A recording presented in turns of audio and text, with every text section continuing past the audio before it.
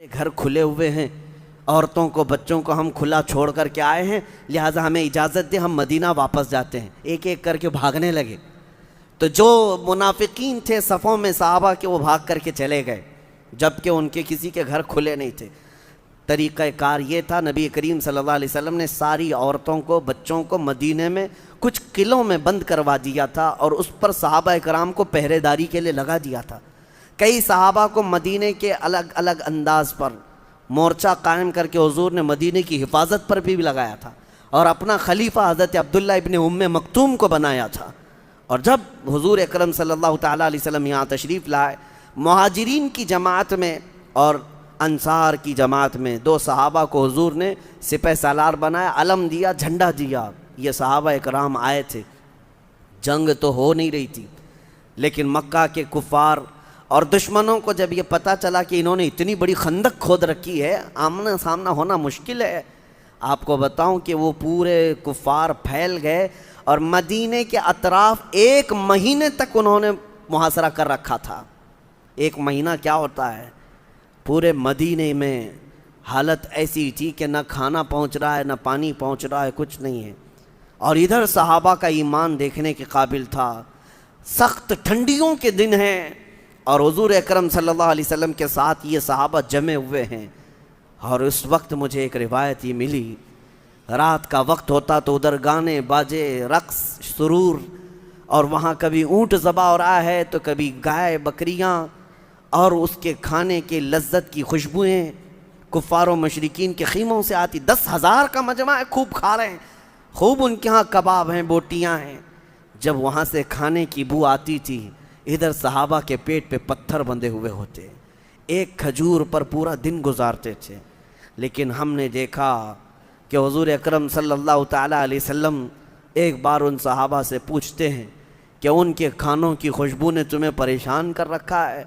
صحابہ کا کیا ایمان تھا، کہتے ہیں یا رسول اللہ صلی اللہ علیہ وسلم، کھانے کے لیے اگر ہم آئے ہوتے تو ادھر ہوتے، ادھر نہ ہوتے۔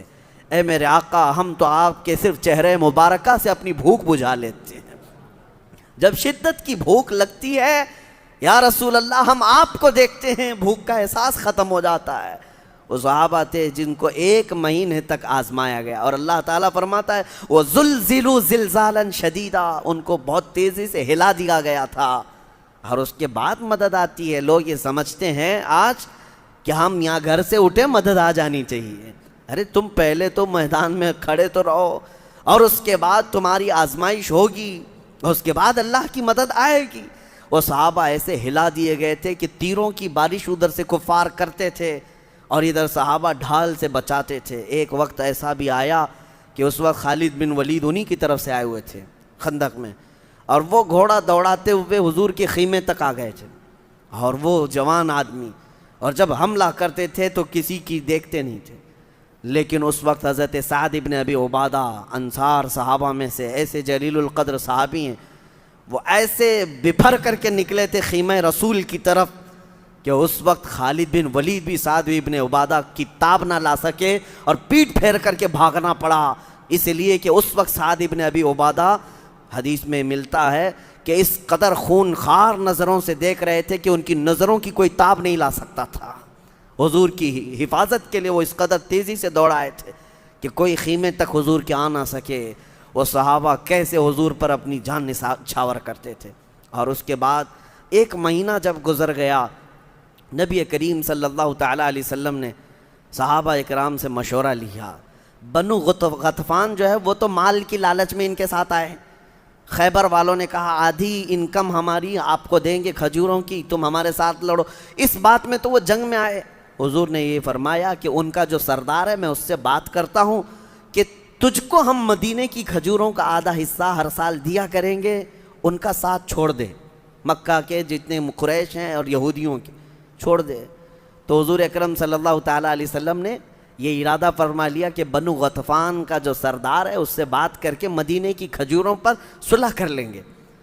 اب اس بات پر صحابہ اکرام سے مشورہ تھا، سعد ابن معاذ، سعد ابن ابی عبادہ، دو سعد ہیں حضور کے، یہ بہت جلیل القدر سعد ہیں، حضور ان دونوں کی بڑی عزت بھی فرمایا کرتے تھے، یہ انصار کے سردار تھے۔ دونوں کو حضور نے بلایا اور کہا کہ میں نے ایسا ارادہ کیا ہے کہ بنو غطفان جو آئے ہیں وہ تو صرف کھجوروں کی لالچ میں ان کے ساتھ آئے ہیں، ہم ان کو پیشکش کرتے ہیں مدینے کی آدھی کھجوریں ہر سال ان کو دے دیا کریں گے، وہ ان کی جماعت سے الگ ہو جائیں گے۔ دونوں صحابہ سنتے ہیں اور عرض کرتے ہیں یا رسول اللہ صلی اللہ علیہ وسلم، اگر یہ وحی آ چکی ہے، اللہ کا حکم ہے آپ کے اوپر اور یہ حکم مصطفیٰ ہے، تو پھر ہمیں بولنے کی مجال بھی نہیں ہے، ہم بولنا نہیں چاہتے، اس کے بعد آپ نے جو فرما دیا وہ حق ہے، لیکن میرے آقا اگر یہ مشورہ ہے تو ہمیں حکم فرمائے۔ حضور نے فرمایا نہیں، وحی کے ذریعے سے نہیں آئی یہ بات، اور نہ ہی یہ حکم ہے، میں تو یہ مشورے کے طور پر عرض کر رہا ہوں۔ دونوں صحابہ کھڑے ہو گئے، حضرت سعد ابن ابی عبادہ، سعد ابن معاذ، جو ایگریمنٹ لکھا جا رہا تھا اس کو پھاڑ دیا، کہا کہ یا رسول اللہ صلی اللہ علیہ وسلم، جب ہم کافر تھے تب ہم مدینے کی کھجوریں ان کو لے جانے نہیں دیتے تھے، اور آج ہم مسلمان ہو چکے ہیں، آدھی کھجوریں تو دور کی بات، یا رسول اللہ ہم آدھی گھٹلی بھی انہیں دینے کو تیار نہیں ہیں۔ بنو غطفان اگر جنگ کے ذریعے سے مدینے کی کھجوریں لینا چاہتے ہیں، یا رسول اللہ ہم انہیں کھجوریں نہیں، اپنے تیر اور نیزے ان کو کھلا کر بھیجیں گے۔ جب حضور نے دیکھا اتنا ایمان ان کا ہے، حضور نے اپنا فیصلہ واپس لے لیا۔ نبی پاک صلی اللہ علیہ وسلم نے فرمایا ٹھیک ہے، تم دونوں کے مشورے کو قبول کیا جاتا ہے، کوئی کھجوریں دینے کا فیصلہ نہیں ہوگا۔ اس کے بعد جنگ کا ایک دن ایسا آیا کہ اکرمہ بن ابو جہل، عمر بن عبد ود، یہ بڑے بڑے لوگ تھے، ایک 90 سال کا خراٹ بوڑھا آدمی ہے عمر بن عبد ود، لیکن اس کے بارے میں کہا جاتا تھا کہ وہ 1000 لوگوں سے لڑ سکتا تھا اکیلا، جو جنگ بدر میں زخمی ہو کر بھاگا تھا، اور اس نے یہ قسم کھائی تھی کہ میں اس وقت تک سر میں تیل نہیں لگاؤں گا جب تک مسلمانوں کو مار نہ لوں گا، اس وقت تک میں کنگھی نہیں کروں گا، یہ قسم کھا کر کے بیٹھا ہوا تھا۔ 5 سال کے بعد خندق میں آیا اور گھوڑے دوڑاتے ہوئے خندق میں کدا دیا، اور 4-5 لوگ خندق کو کراس کر کے مسلمانوں کے پاس آ گئے اور للکارنے لگے اور بڑی بری بری باتیں کہہ کر کے پکارنے لگے، کوئی ہے ہمارے درمیان مقابلے والا تو آؤ۔ رسول کریم صلی اللہ تعالیٰ علیہ وسلم کے خیمے میں جو صحابہ تھے تھکے ہوئے تھے، 1 مہینے سے کھانا نہیں ہے، پانی نہیں ہے، موسم کی سختی الگ، اس وقت صحابہ کرام تھکے ہارے ہیں، ادھر سے تیروں کو روک روک کر کے تھک چکے، جب ادھر سے وہ پہلوان چیخنے لگے، پکارنے لگے، اور وہ بھی خندق کراس کر کے ادھر آئے ہیں، حضور اکرم صلی اللہ تعالیٰ علیہ وسلم نے اپنے صحابہ میں سے پوچھا کوئی ہے جو اس کے مقابل میں جائے گا؟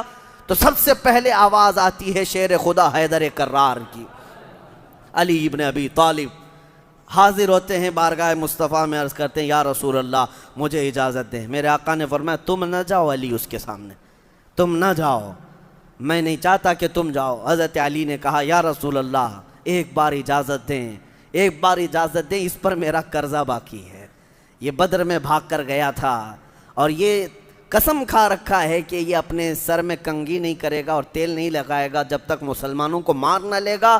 آقا میں یہ چاہتا ہوں کہ یہ کبھی کنگھی نہ کر سکے اور کبھی تیل ہی نہ لگا سکے۔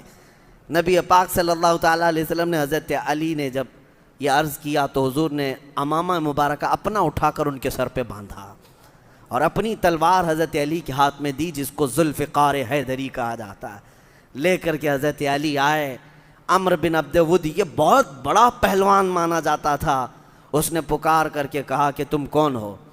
حضرت علی نے کہا کہ میں، بلکہ یہ مکالمہ جو ان کے درمیان ہوا ہے وہ عجیب ہے، غضب کا ہے۔ اتنے بڑے پہلوان کے سامنے جاتے ہی حضرت علی نے اس سے کہا عمر بن عبد ود میں آیا ہوں تیرے مقابل میں، اسلام لے آ جا، اسلام قبول کر لے، میں تجھے چھوڑ دوں گا۔ اس نے کہا کہ یہ کیسی بات ہے، میں کبھی نہیں قبول کر سکتا۔ تو حضرت علی نے کہا پھر یا تو پیٹ پھیر کر چلا جا اگر اپنی زندگی چاہتا ہے، کہا یہ بھی نہیں ہوگا۔ اور اس نے پوچھا تو کون ہے؟ میری زندگی میں پہلی بار مجھے کوئی جنگ کے لیے بلا رہا ہے۔ حضرت علی نے کہا میں ابو طالب کا بیٹا علی ہوں، میری ماں نے میرا نام حیدر رکھا ہے، جو کچھار کا شیر ہوتا ہے۔ اس نے کہا کہ میرے بھتیجے تیرے باپ سے میرے اچھے تعلقات تھے، تو چلا جا، میں تجھے مارنا نہیں چاہتا۔ حضرت علی نے کہا لیکن میں تجھے مارنا چاہتا ہوں۔ تو حضرت علی کی ان باتوں سے وہ اتنے غصے میں آیا کہ اس نے اپنی تلوار ماری حضرت علی کے اوپر۔ آپ نے لوہے کی ٹوپی پہنی تھی، زرہ، اور لوہے کا لباس تھا، اس لوہے کو کاٹتے ہوئے امامہ مبارکہ کو چیرتے ہوئے حضرت علی کی پیشانی پر وہ تلوار لگی، اور اتنا گہرا زخم تھا جو زندگی بھر حضرت علی رضی اللہ تعالیٰ عنہ کی پیشانی پر وہ نشان تھا۔ اس کے بعد ایک وار ہی جو پڑی تھی حضرت علی کے اوپر، پھر حضرت علی کا جلال دیکھنے کو تھا۔ صحابہ کہتے ہیں حضرت علی اوپر پلٹ کر کے، آپ کا ایک لقب ہے کرار، حیدر کرار۔ کرار کس کو کہتے ہیں؟ پلٹ پلٹ کر کے مارنے والے کو کرار کہا جاتا ہے، بار بار مارنے والے کو۔ حضرت علی کا پلٹ وار مشہور تھا۔ پلٹتے ہیں اور اس کے بعد کہتے ہیں عمر بن عبد ود اب میری باری ہے تو خاموش ہو جا۔ اس کے بعد حضرت علی نے اپنی ذوالفقار حیدری سے جو مارا تو اس کے کندھے سے لے کر کے، اس کی کمر سے لے کر کے، اس کے گھوڑے تک کو آدھا کر کے رکھ چکی تھی۔ ایک وار تھی، ایک وار۔ اور اس کے بعد جو زمین پر گرا تو دوبارہ نہ وہ زبان ہلا سکا، نہ سانس لے سکا۔ کون تاب لا سکے گا حیدر کرار کی ضرب کا؟ کون تاب لا سکے گا؟ وہ شیر خدا۔ اور اس کے بعد وہاں 2-3 کو ان صحابہ کرام نے سلا دیا تھا۔ حضرت زبیر بن عوام نے ان پر ایسا حملہ کیا تھا کہ جتنے خندق چھوڑ کر کے بھاگ کر آئے تھے سب کے سب بھاگ کر نکل گئے۔ اب یہ جنگ لمبی چل رہی تھی، طول پکڑ گئی تھی۔ اس وقت مدینہ طیبہ میں بھی کئی حالات ایسے ہوئے کہ حضرت حسان بن ثابت رضی اللہ تعالیٰ عنہ کو عورتوں پر حضور صلی اللہ تعالیٰ علیہ وسلم نے نگراں بنا کر رکھا تھا۔ کچھ یہودی ادھر مدینہ طیبہ میں داخل ہو گئے تھے عورتوں کے اوپر حملہ کرنے کے لیے۔ عورتوں کے اوپر حملہ کرنے کی غرض سے جب آئے تو حضرت صفیہ رضی اللہ تعالیٰ عنہ حضور کی پھوپھی ہیں، سگی پھوپھی ہیں، انہوں نے دیکھ لیا۔ حضرت حسان بن ثابت سے کہا کہ اس کو مار ڈالو ورنہ یہ جا کر کے یہودیوں کو بتائے گا عورتیں خالی ہیں، بچے خالی ہیں۔ تو حضرت حسان بن ثابت ابھی اٹھ ہی رہے تھے، وہ سوچ رہے تھے میں اکیلا ہوں، ان کی جماعت آئی یہودیوں کی، کیسے ماروں؟ اس سے پہلے کہ حضرت صفیہ خود خیمے کی ایک لکڑی اٹھاتی ہیں، چوب جس کو کہتے ہیں، اور اس یہودی کو جو عورتوں پر جھانکنے کے لیے آیا تھا سینے پر ایسا مارا کہ وہ زمین پر گرا، اور اس کا سر کاٹ کر کے جو آئی ہوئی جماعت تھی ان کے پاس پھینک دیا، اور کہا خبردار یہ مت سمجھنا کہ یہاں خیمے خالی ہیں، یہ رسول اللہ کی عورتیں ہیں جو تمہارے سروں کو کاٹ کر تمہارے گھر واپس بھیج سکتی۔ ایک یہودی بھی مدینے میں داخل نہ ہو سکا۔ یہ ان کی جواں مردی، ان کی شجاعت، ان کی بہادری، جس کی تعریف میں اللہ نے قرآن میں آیتیں نازل فرمائی۔ ہوا یہ کہ یہ جنگ طویل پکڑ گئی، طول پکڑ گئی تھی، 1 مہینہ گزرنے کو آیا، اور جو مدینے میں بنو قریظہ یہودی تھے، یہ مکہ والوں نے جا کر انہیں بھی ورغلایا، وہ بھی بدعہدی کر گئے، وہ بھی وعدہ توڑ دیے۔ ایک قبیلہ ابھی باقی تھا نا مدینے میں، انہوں نے بھی وعدہ شکنی کر دی۔ اب حضور اکرم صلی اللہ علیہ وسلم صحابہ کے لیے کتنی بڑی آزمائش کا وقت ہے، 10,000 سامنے مقابل میں ہیں، اور جو مدینے کی یہودی ہیں یہ بھی وعدہ شکنی کر چکے ہیں۔ ایسے حالتوں میں اب اللہ کی مدد آنی تھی۔ ایک صحابی حضرت نعیم رضی اللہ تعالیٰ عنہ، یہ بنو غطفان کے کافروں کے قبیلے سے تعلق رکھتے تھے، اور وہ ایمان لائے تھے بارگاہ مصطفیٰ میں، لیکن کافروں میں سے کسی کو نہیں معلوم تھا کہ وہ مسلمان ہوئے۔ حضور کی بارگاہ میں آئے، عرض کیا آقا اگر آپ مجھے اجازت دیں تو میں یہ جنگ کا پورا پانسا پلٹ کے رکھ دوں۔ حضور نے اجازت دی، وہ گئے۔ وہ بنو غطفان میں بھی معزز تھے، قریش بھی ان کی عزت کرتے تھے، خیبر کی یہودی بھی عزت کرتے تھے۔ حضرت نعیم نے جا کر ان کے درمیان ایسی چیزیں ڈال دیں، کہا کہ قریش سے کہا کہ یہودی تم کو چھوڑ کر کل رات بھاگنے والے ہیں میدان میں، اور یہودیوں سے بھی انہوں نے کہا کہ قریش یہ چاہتے ہیں کہ تم اکیلے یہاں مدینے میں لڑ کر کے مرو، اور وہ بھی واپس اب جانا چاہتے ہیں۔ 1 مہینہ ہو گیا، ان کا راشن ختم ہو رہا ہے۔ صبح ایک دوسرے کے اندر شک ایسا پیدا ہو گیا، سب ایک دوسرے کو دیکھنے لگ گئے کون بھاگنے والا ہے، کون بھاگنے والا ہے۔ اور اس میں 10-12 لوگوں کو حضرت نعیم خود ہی لے کر کے باہر نکل آئے، اور دونوں قبیلوں کو یقین ہو گیا کہ یہ بھاگ رہے ہیں، وہ بھاگ رہے ہیں۔ ان کے دلوں میں ایسی چیزیں بیٹھ گئیں کہ بھگدڑ مچ گئی، اور آپس میں قبیلے گتم گتا ہو گئے۔ اسی وقت اللہ تعالیٰ نے تیز آندھیاں چلائیں جس سے ان کے جانور بدک گئے، ان کے خیمے اکھڑ گئے، اور پھر ایسی حالت ہو گئی تھی کفار و مشرکین کی، قرآن پاک میں ہے کہ وہ اپنی جان بچانے پر مجبور ہو گئے تھے، سامان بھی چھوڑ دیا، سواریاں بھی چھوڑ دیں، اور اپنی جان بچا کر واپس بھاگ گئے۔ اس پوری جنگ خندق میں صرف 6 مسلمان شہید ہوئے، جانی نقصان نہیں ہوا تھا، 6 مسلمان شہید ہوئے۔ 10,000 کا لشکر جرار لا کر کے بھی میرے مصطفیٰ کریم صلی اللہ علیہ وسلم کے جوانوں کو وہ ٹس سے مس نہ کر سکے۔ یہ صحابہ کی صفیں تھی، یہ تاریخ ہے میرے عزیزو۔ حضور اکرم صلی اللہ علیہ وسلم کے جب وہ بھاگ کر چلے گئے، اب جو آخری میں عرض کرتا ہوں، اتنا وقت نہیں رہ جاتا ہے، میں شارٹ کر رہا ہوں، جو اور ایمان کو بڑھانے والی بات ہے، حضرت سعد بن معاذ جو سردار ہیں مدینے کے، ان کی رگ کٹ گئی تھی، تیر آ کر ایسا لگا تھا کہ ان کی رگ کٹ گئی، شہرگ جس کو کہتے ہیں، اکحل اس کا نام تھا، وہ رگ کٹ گئی، خون اتنا بہتا تھا کہ حضور صلی اللہ علیہ وسلم کے پاس جب وہ اپنا ہاتھ لاتے تو حضور کے چہرے پر پورا خون آ جاتا۔ یہ صحابہ جو زخمی تھے، 1 مہینے سے جنگ لڑ رہے ہیں، تیروں کی برسات ہوتی، روکتے رہے، اب جب وہاں سے نکلے، جب کفار و مشرکین بھاگ گئے، صحابہ مال غنیمت اٹھا کر مدینے کی طرف آ رہے ہیں، نبی پاک صلی اللہ تعالیٰ علیہ وسلم اپنا جنگی لباس اتار رہے تھے، جبرائیل امین آئے، عرض کیا یا رسول اللہ صلی اللہ علیہ وسلم، اللہ تبارک و تعالیٰ یہ چاہتا ہے کہ آپ یہیں سے بنو قریظہ کے مقابل میں نکلے ہیں، 1 مہینے کے امتحان کے بعد۔ حضور پاک صلی اللہ تعالیٰ علیہ وسلم ابھی اپنا جنگی لباس اتارے، حضرت جبرائیل کہتے ہیں آقا ہم نے، فرشتوں نے جنگی لباس نہیں اتارا ہے، اللہ یہ چاہتا ہے کہ یہیں سے آپ بنو قریظہ کے مقابل میں نکلیں۔ حضور اکرم صلی اللہ تعالیٰ علیہ وسلم دیکھتے ہیں اپنے صحابہ کی طرف، تھکے ہوئے، چہرے اترے ہوئے، زخموں کی حالت میں، کسی کا خون رس رہا ہے، کسی کے کپڑے پھٹے ہیں اور بھوک سے ان کے پیٹ سے لگے ہیں، لیکن حضور اکرم نے جبرائیل سے یہ نہیں کہا کہ ہم پھر کل دیکھ لیں گے، پرسوں دیکھ لیں گے، ارشاد فرمایا میں اپنے صحابہ سے پوچھ لوں۔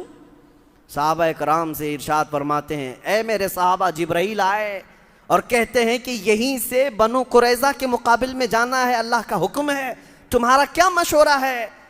صحابہ میں سے کسی نے یہ نہیں کہا کہ آقا ہم مرہم پٹی کر لیں، گھر میں جا کر بیوی بچوں سے بات کر لیں۔ جب حضور نے یہ پوچھا کیا تمہارا مشورہ ہے، سب صحابہ نے بیک زبان کہا آقا آپ کے حکم کے بعد دیر کس کی، چلیں یہیں سے چلتے ہیں، یہیں سے چلتے ہیں میرے آقا، ہم میں سے کوئی مدینے جانا نہیں چاہتا۔ اللہ اکبر، میں یہ تاریخ کا باب پڑھتا ہوں تو پھر سوچتا ہوں، سچ فرمایا میرا رب، رضی اللہ عنہم ورضوا عنہ، اللہ ان صحابہ سے راضی ہوا اور یہ اللہ سے راضی ہوئے۔